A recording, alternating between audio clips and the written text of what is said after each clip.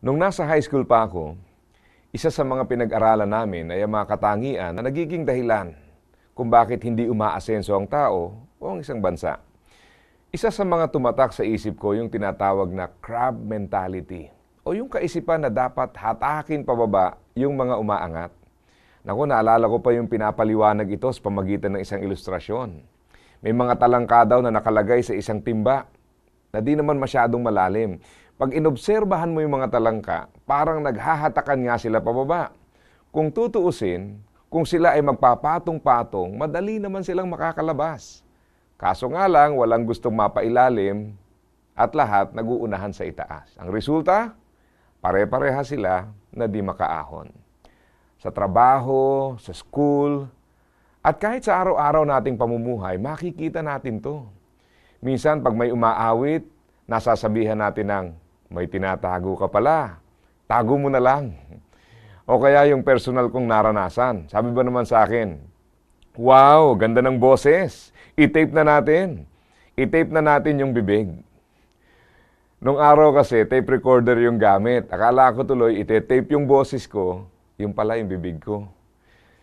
Nakakatawa naman. Kaso, may mga iba na hindi kaya yung ganitong biro. Kaya bandang huli, parang nababatak din natin sila pababa pag nagsusumikap silang umangat. Sadyang magkakaiba lang siguro ang mga pagtanggap ng tao sa mga puna at batikos. Minsan, alam na biro lang, minsan naman, nasasaktan kasi siniseryoso. Sa mga ganitong pagkakataon, mahalagang maunawaan natin ang kapangyarihan ng mabubuting salita. Mga salitang nagiging pagpapala at kalakasan para sa mga nanghihina.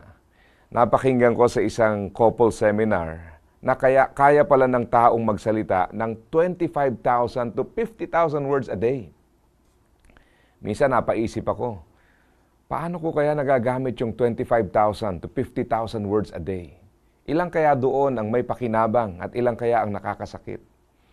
Kaya kailangan ko palang pag-aralang baguhin ang aking pananalita kasi sayang ang kakayahang magsalita kung hindi magiging pagpapala.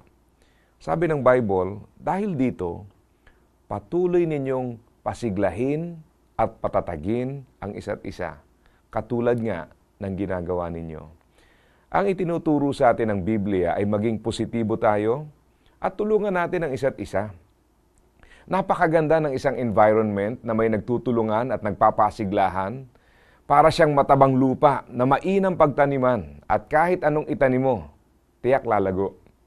Kung ganyan ang lipunan natin, palagay ko, mabilis tayo nga angat. May pag-asa pa bang mabago ang ating bansa? Abay, meron pa. Ang susi niyan ay nasa bawat individual. Kaya sa susunod na mapailing ka sa hindi magandang karanasan o pangitain, laging isipin, magiging bahagi ako ng solusyon para mabago ang kinabukasan. Ang pusong may pag-asa ay laging positibo. Kaya, asa ka pa!